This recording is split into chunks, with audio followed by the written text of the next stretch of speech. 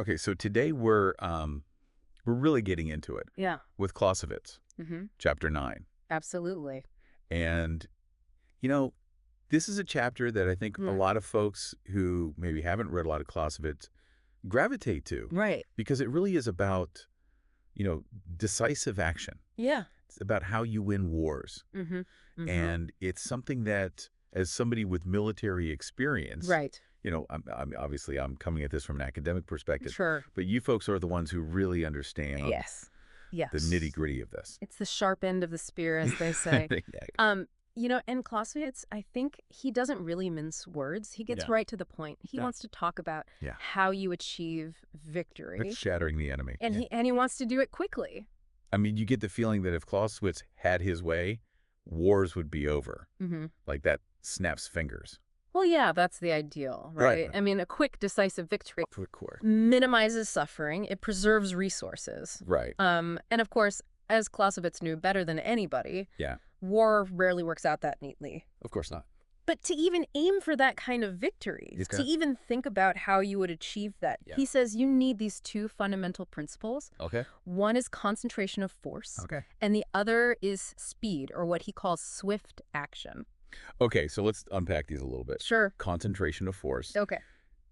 That sounds, kind of intuitive, right? Yeah. Don't spread your troops too thin. Don't get spread out all over the place. Right. But Clausewitz takes it, I think, a step further. Okay. He's not just talking about numbers on a map. He's talking about really focusing your power.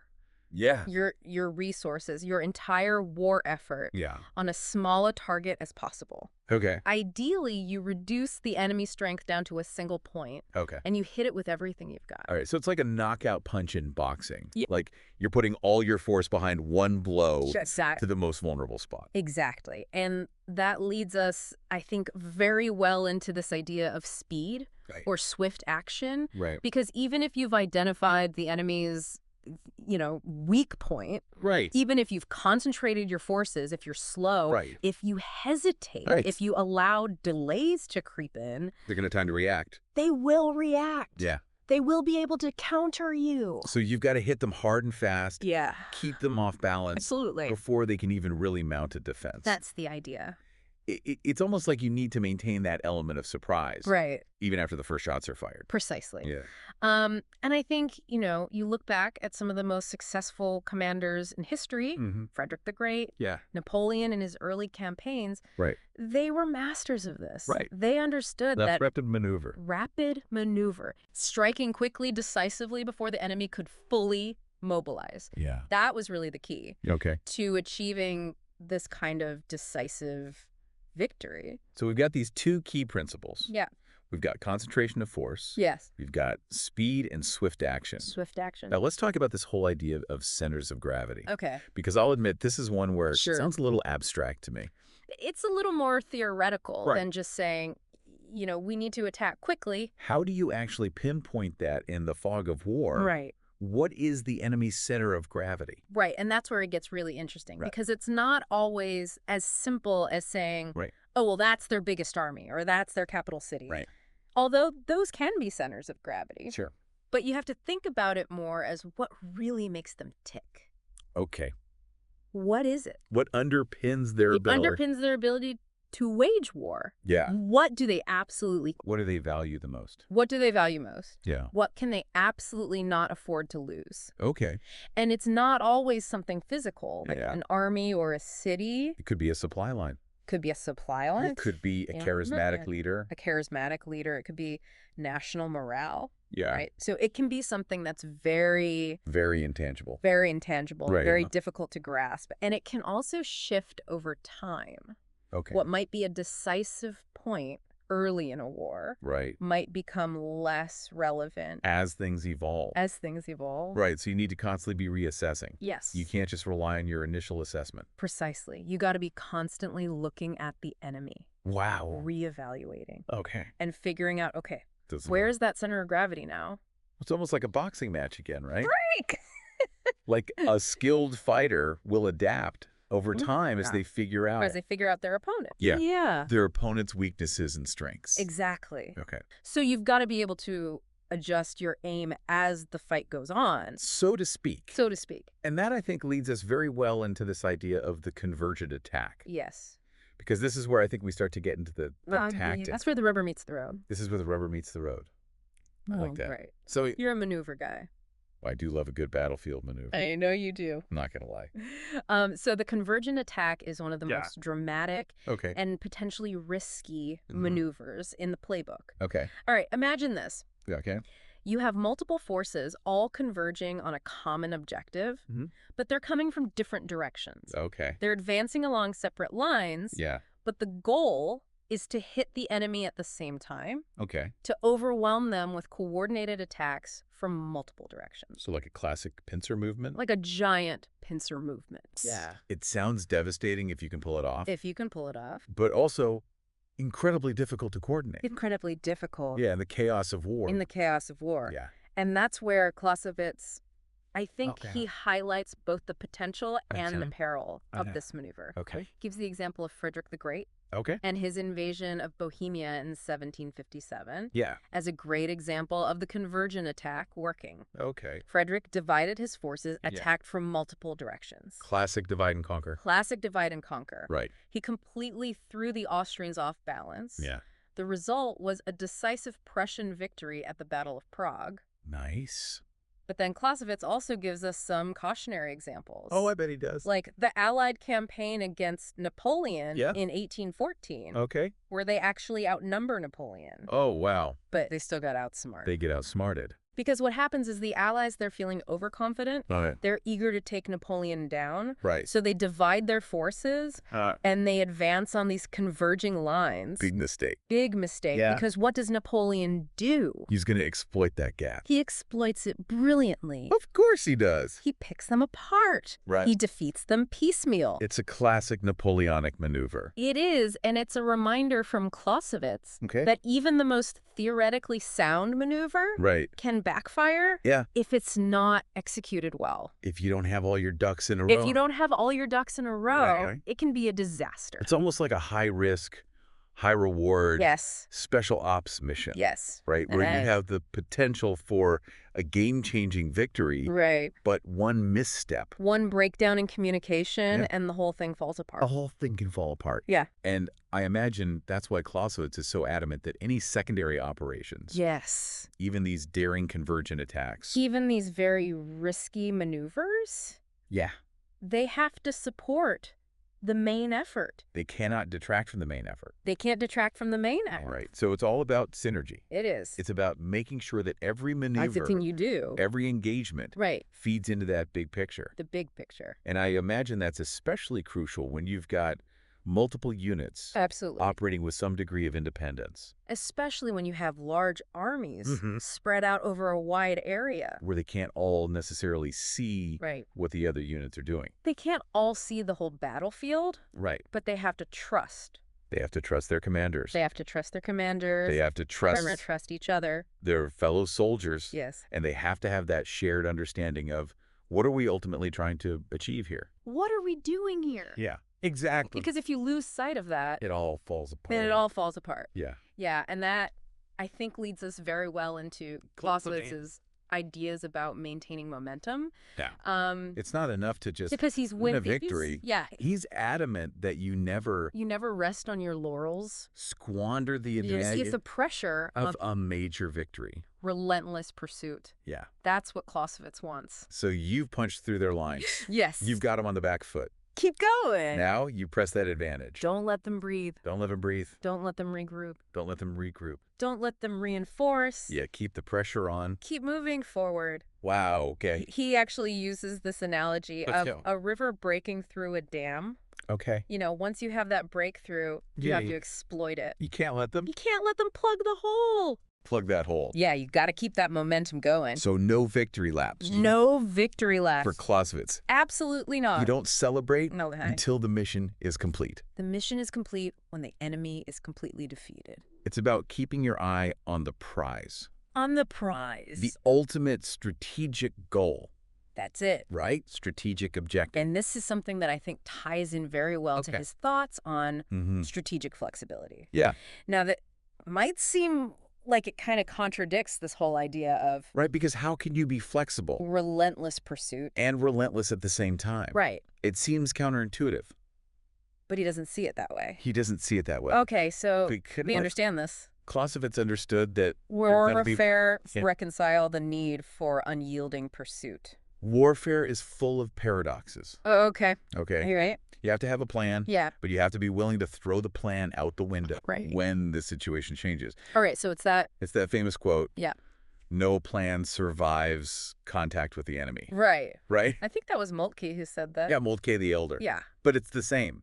But Clausewitz would agree with it. Clausewitz would completely agree with that statement because while you have to have that plan...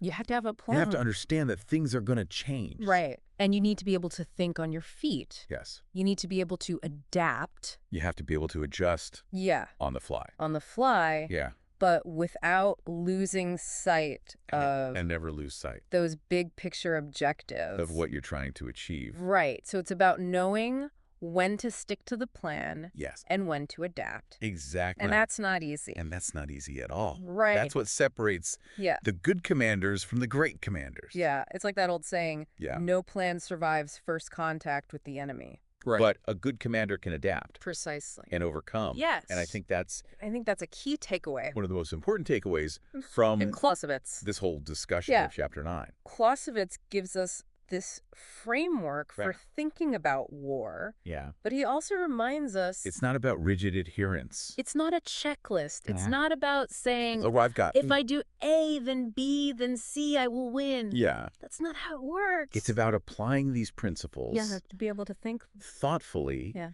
Adapting them to the specific circumstances.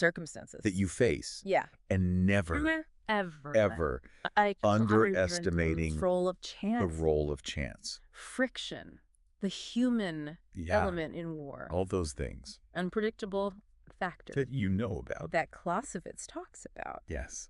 And that's what makes war so difficult. That's what makes war so hard. Right. It's never predictable. No matter how much you plan. No matter how much you plan. No matter how much intelligence you gather. No matter how much you think you know. There's always that element of the unknown. The fog of war. The fog of war. That Clausewitz talks about. Yeah. It's always there. It can be terrifying. It's terrifying. But there's also something exhilarating about it, too. There is. It's what makes it such a fascinating subject to study. It's such a human endeavor. It is a human endeavor. Right. Absolutely. And that's why Clausewitz's ideas... And that's why Clausewitz... is still so relevant. Is still relevant today. Today. Yeah.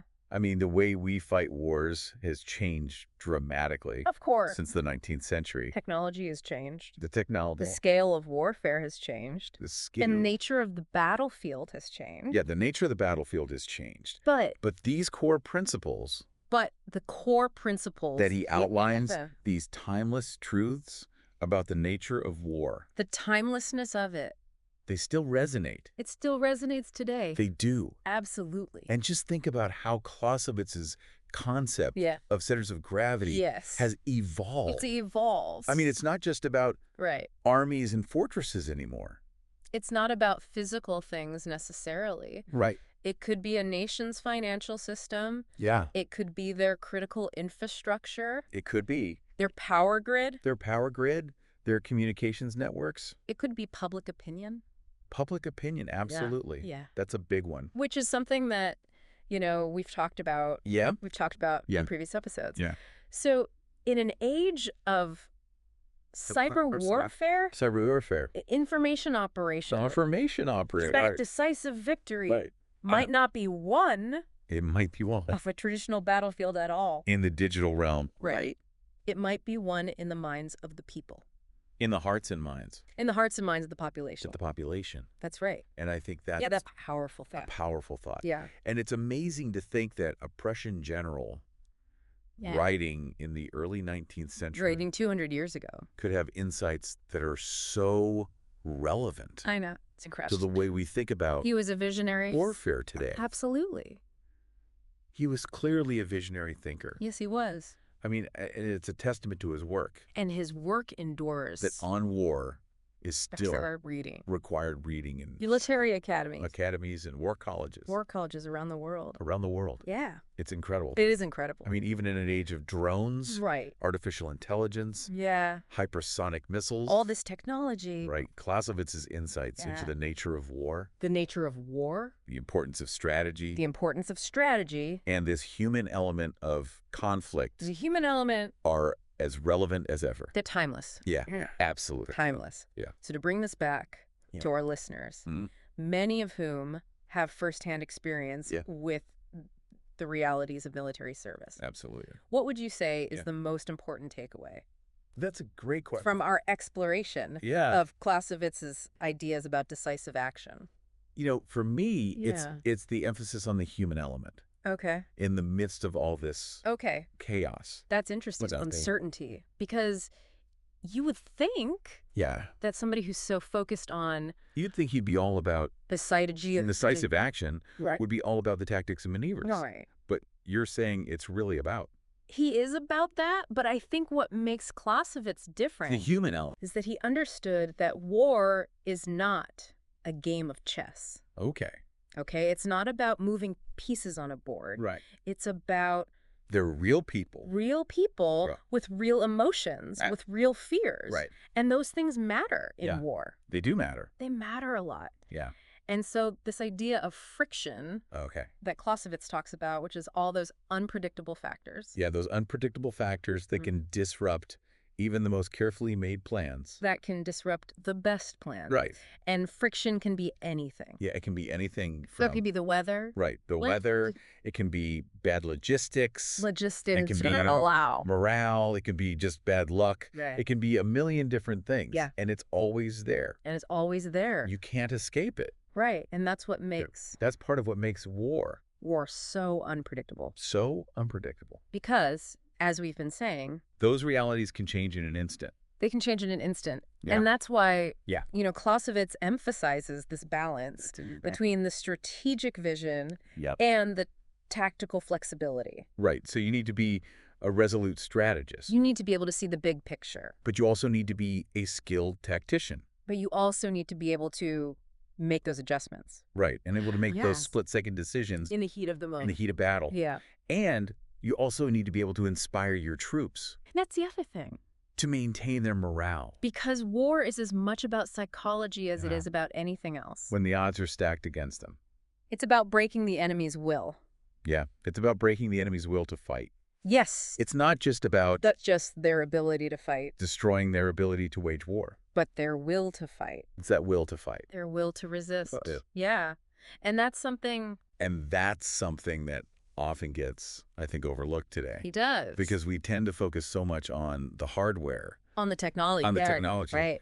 But Clausewitz reminds us. Clausewitz reminds us that the human element is still paramount. It's still paramount. It's still the most important factor in war. So it really is about leadership. It's about leadership. It's about communication. Communication. It's about the ability to inspire and motivate your troops. To inspire your troops. Even in the most difficult things that they don't want to do. And that's something that no algorithm, right? No piece of technology. No piece of technology can replicate.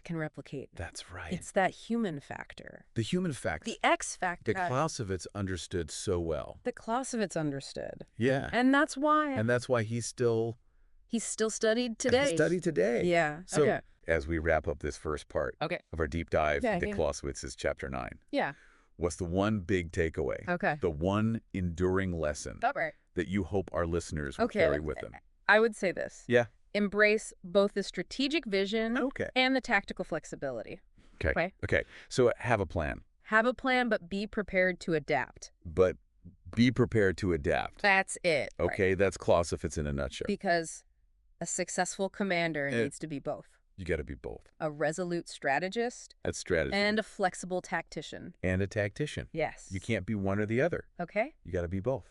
And be capable of. And you got to be able to... adjusting those plans. Make those tough calls. seizing opportunities as they arise. When the situation demands it. Making those tough calls when the situation demands it. And that is a skill. So it's about finding that balance. It's about finding that balance between unwavering resolve. But also to adapt to those ever-changing realities. The agility to adapt on the battlefield. When you need to. Yeah. Yeah. And that is a skill. And that is a skill that is as relevant today as it was in Clausewitz's time. As it was in Clausewitz's time. Absolutely. Well said. Yes, Clausewitz. This has been a great start to this conversation. He's a smart guy. I feel like we've only just scratched the surface of Clausewitz's thinking here. We have. Yeah. Has given our listeners a better understanding of his concept of decisive action. Yeah. And its relevance to both past and present conflicts. Absolutely. Yeah. So we've talked about these sort of big picture ideas of concentration of force, speed of action, swift action. Yes. This idea of centers of gravity. Finding those critical vulnerabilities. Right. And we talked about how those centers of gravity can change over time. They can shift. Absolutely. Right. Yeah. What might be a decisive point early in a war might not be.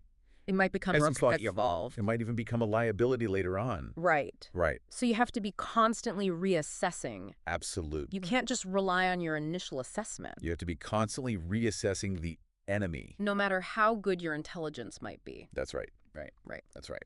And that kind of leads us into, I think, this next idea. It does. Which is Clausewitz's concept of the convergent attack. The convergent attack. All right. So we've been talking a lot about these big picture ideas. Yeah. Now we're getting into some tactics. Yeah. The rubber meets the road. I like it when the rubber meets the road. Right. So what is a convergent attack? So imagine this. Okay. You've got multiple forces. Okay. All aiming towards a common objective. But they're advancing along separate lines. Okay. Okay, they're not all bunched up together. Yeah. They're coming at it from different directions. So it's like the goal is to hit the enemy at the same time from multiple directions. Okay. To overwhelm them with this coordinated attack. It sounds devastating if you can pull it off. It's a very dangerous maneuver. But also incredibly difficult to coordinate in the chaos of war. In the chaos of war, it's hard to get You've got to have everybody on the same page. Yeah, you've got to have really, really good communication and timing for this to work. Absolutely. And that's where I think Clausewitz... It highlights both the potential... It highlights both the benefits... and the peril. And the risk. Of this kind of maneuver. And he uses the example of Frederick the Great again. He does. And his invasion of Bohemia in 1757 as a prime example of this working. Of it working brilliantly. Okay. Frederick divides his forces. Attacks from multiple directions. Classic divide and conquer. Throws the Austrians completely off balance. They don't know which way to turn. They're caught flat-footed. They're caught completely flat-footed. Yeah. And the result... They don't know where to send their reserve. Exactly. They're paralyzed. Yeah. And the result is a decisive Prussian victory at the Battle of Prague. Beautiful. Textbook example. Of a convergent attack done right. Love it. But of course, Clausewitz being Clausewitz. I was going to say, there's always a... He gives us a counter example. Okay, I bet he does. He said... Give me the counter example. Okay. What happens when it goes wrong? He points to the Allied campaign against Napoleon in 1814. Okay. Now, here's the thing. The Allies, they actually outnumber Napoleon. They've got him outnumbered. Okay. They've got him, I would say... On paper, at least. Outgunned. Outgunned. Yeah. Okay. But they get overconfident. They get cocky. They get cocky. They get eager to take him down. Right. And so they divide their forces. Oh, no. And they advance on these converging lines. That is a big mistake. Yeah. Especially against Napoleon. Especially against Napoleon. Right. Because what does Napoleon do? He's going to exploit that gap. He's a genius at this. Yeah. He sees the gaps. He's like a shark smelling blood in the water. He exploits it ruthlessly. Right. He picks them apart. Yeah. He defeats them piecemeal. It's classic Napoleon. It's classic Napoleon. Yeah. And it's a reminder that... It's a master of maneuver. Even the best laid plans can go horribly awry. Especially in war. Especially in war, when you've got a genius like Napoleon. Yeah, when you're facing a master tactician. On the other side. Like that. Yeah.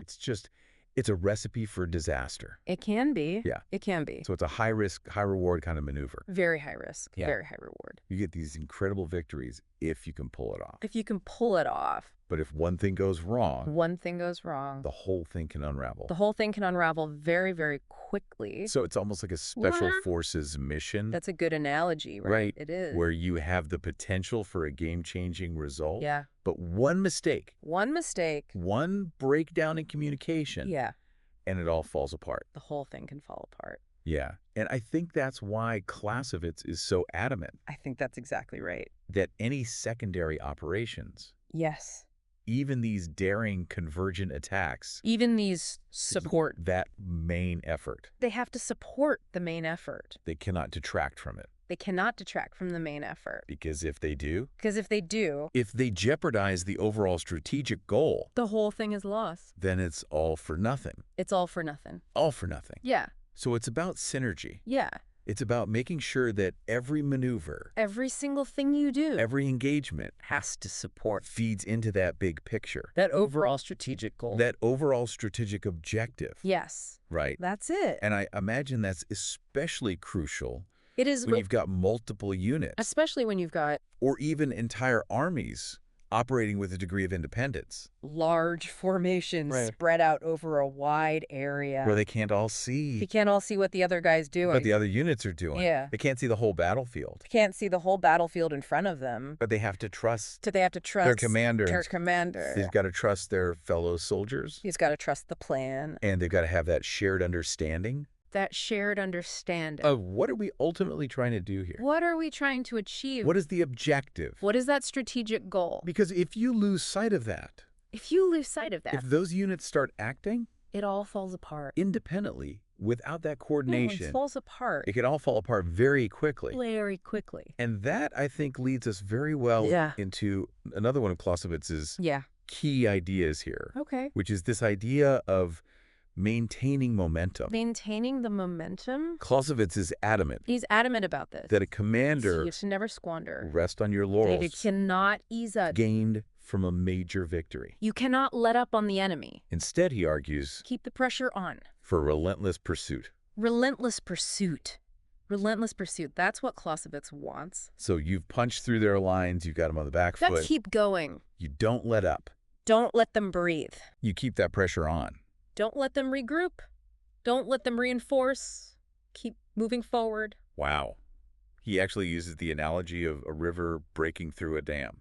Yeah. You get that breakthrough. Once you have that breakthrough, you have to exploit it. You got to pour through that hole in the dam. You can't let them plug the hole. You got to keep that momentum going. So no victory laps. No victory laps. Absolutely not. You don't celebrate. No time for celebration. Until the mission is complete. The mission is complete when the enemy is completely defeated. It's about keeping your eye on the prize. That's it. That ultimate strategic goal. Strategic objective. And that, I think this is something that ties in to his thoughts on strategic flexibility.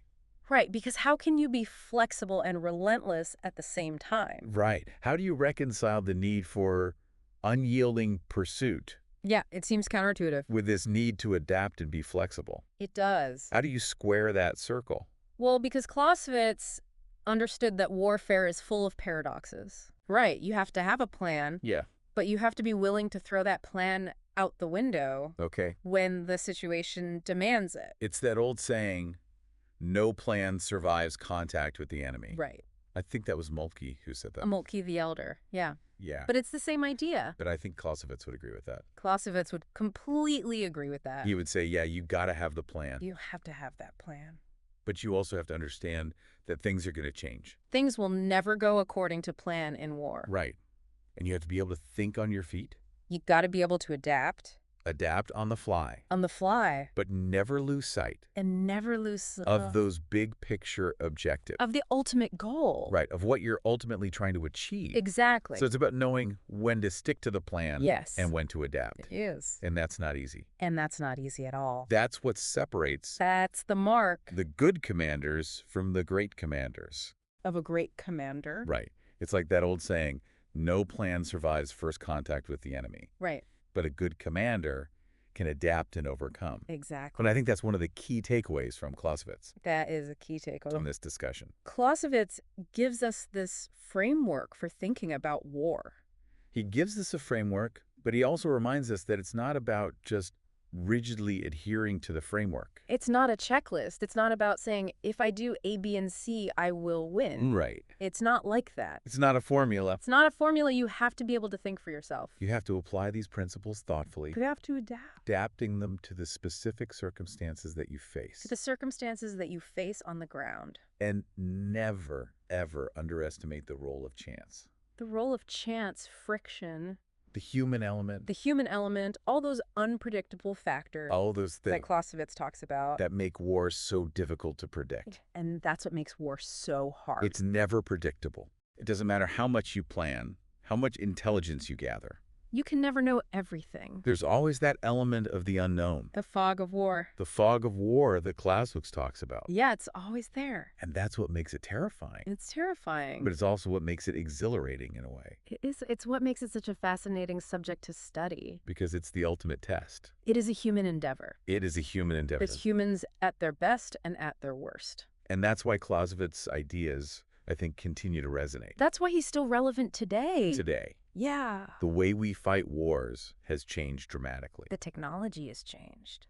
The scale of warfare has changed. The technologies, the scale. And the nature of the battlefield has changed. The nature of the battlefield itself has changed. Yeah. But these core principles. But the core principles remain the same. That he outlines these timeless truths about the nature of war. The timelessness of it all. They still resonate. Just think about how this concept of centers of gravity has evolved. It's evolved. It's not just about armies and fortresses anymore. It's not about physical things necessarily. It could be a nation's financial system. It could be their critical infrastructure, their power grid, their communications networks. It could be public opinion. Public opinion, absolutely. That's a big one today. Which is something that we've talked about. We discussed it in previous episodes. That's right. So in an age of cyber warfare and information operations, right, a decisive victory might not be won on a traditional battlefield at all. It might be won in the digital realm. It might be won in the minds of the people. In the hearts and minds of the population. Right, and that's a powerful thought. A powerful thought. Yeah, it is. And it's amazing to think that a Prussian general writing 200 years ago, writing in the early 19th century, could have these insights that are so relevant. I know, it's incredible, isn't it? To the way we think about warfare today. He really was a visionary. He was clearly a visionary thinker. Yeah. And his work endures to this day. It does. It's still... On War is still required reading. Required reading. For military officers. In military academies, in war colleges. In war colleges around the world. Around the world. It's incredible. It really is. Even in an age of drones. Right. Artificial intelligence, hypersonic missiles. All that technology. Clausewitz's insights into the nature of war. The nature of war hasn't changed. The importance of strategy. The importance of strategy. The importance of understanding the enemy. And this human element of conflict are as relevant as ever. They are timeless. Timeless. They are absolutely timeless. And with that, I think it's time to wrap up our deep dive into Clausewitz. It's been a pleasure discussing Clausewitz with you. The pleasure was all mine. And to our listeners, thank you for joining us on this exploration of Clausewitz's timeless insights into the nature of war. And to those of you out there serving on the front lines today, thank you for your service. Stay safe. We salute your courage and your commitment. And with that, we'll sign off for today. This has been The Deep Dive. We'll see you next time.